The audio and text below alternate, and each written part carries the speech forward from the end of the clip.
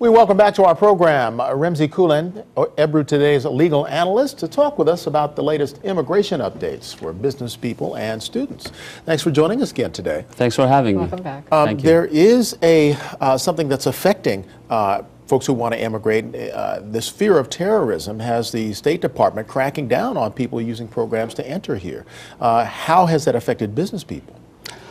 That has affected business people a lot. It's usually State Department's policy to facilitate travel, especially business people.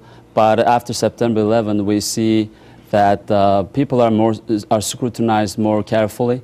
They are being held back. The visa applications are taking so long time.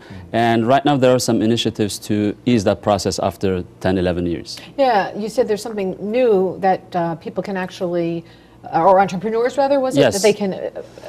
Yes, I wanted to talk to you about the self-petition process today. Self-petition. Exactly. I just lost that word, but thank you. The green card application in the U.S. to become a legal permanent resident, there are a few ways, and most definitely these ways require a lengthy and sometimes painful labor certification process. I would think it would be complicated, paperwork. It is complicated. You look for a U.S. citizen or a green card holder. If they can do the job, or if they cannot, then you can petition for a foreign worker. With the self-petition process, what this process brings is people can self-petition for themselves. There is no need for a job offer from a U.S. employer. And there are two categories for this: employment-based first preference, which is extraordinary ability visa category, and employment-based second preference, which is the advanced degree or national interest waiver visa category.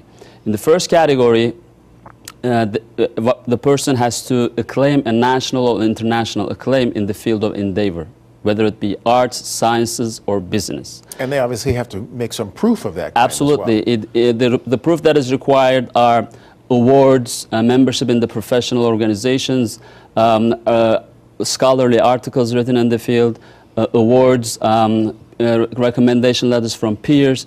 There's a list of about 10, 11 articles, and you have to meet 3 of them at least. Okay. But comparable evidence can also be introduced.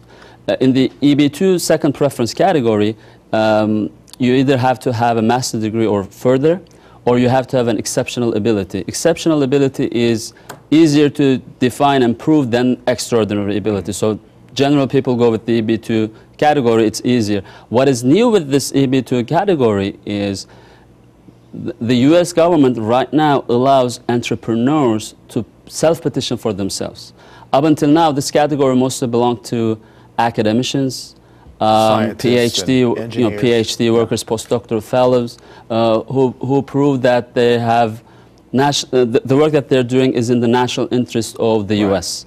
Right now, what they're doing is they're opening this pathway to the entrepreneurs. So successful businessmen, successful startup companies can self-petition for themselves without needing to have a job offer from a U.S. employer. Sure, they want more investment. Yes. Or having to marry an American, right? Exactly. But, you know, I have to wonder, is this something that we saw happening elsewhere in other countries, and that's where we took the lead from? Does this happen in other nations where it's so difficult to immigrate? Well, actually, I'm not sure. I'm not an expert on other countries, but usually what we see is U.S. is definitely leading the way in the immigration rules. And then others follow. Exactly. The U.S. immigration laws always try to attract foreign talent and investment. We fell behind during the last maybe 10 years, 10, 11 years. Yeah. We're trying to regain that, and USCIS Director Alejas Mayorkas is very adamant in doing that, so because since he came through, he's been bringing a lot of new initiatives to do that. Do you get a sense that this is a good part of the Obama administration's outreach to other countries to say, we want you to come here and invest, as opposed to perhaps the previous administration that was stuck in anti-terror mode? Definitely.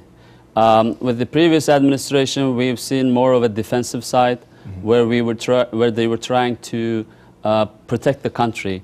And some of the measures went beyond too far, and some other countries were able to attract foreign talent and foreign money more than the U.S. But with this administration, after 11 years from September 11, we now feel that maybe we're going back to normal, or even better, because this pathway, for example, for entrepreneurs was not available before in the Right, U.S. it's a whole new immigration door system. that's Exactly. been opened. Yes. And as you pointed out, you know, you've got this administration pushing for it, and maybe, like you said, the timing is right. So the collaboration of the Yes. two really lets people in. And I also want to point out that although the category is called extraordinary ability for the EB1, national interest waiver for the EB2, these categories are not really so difficult to prove. In other words, I mean, don't be afraid. Exactly, you can make it even if you don't have an Oscar, you know, Right. if you don't have an Emmy award, you can still make it. Or a girlfriend in America. Exactly. Well, we wish everybody fell We in want love and everyone get to fall married, in love, but though, yes. On that note,